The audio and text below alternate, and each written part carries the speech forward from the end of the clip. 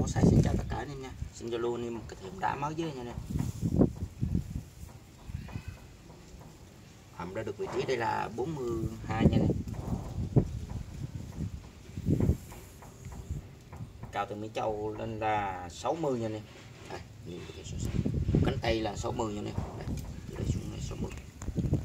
Nhìn cái so sánh với lại lồng keo nha nè. Cái trình rất đẹp luôn nha.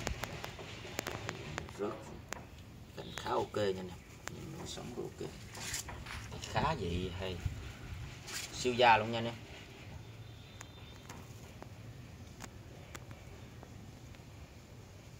Đây xuống chậu luôn nha, đế xuống chậu luôn nha nè. Cao từ Mỹ Chậu lên là 60, rất đẹp luôn. Độ lắc của thằng rất hay. Rồi cảm ơn em đã xem bài ủng hộ.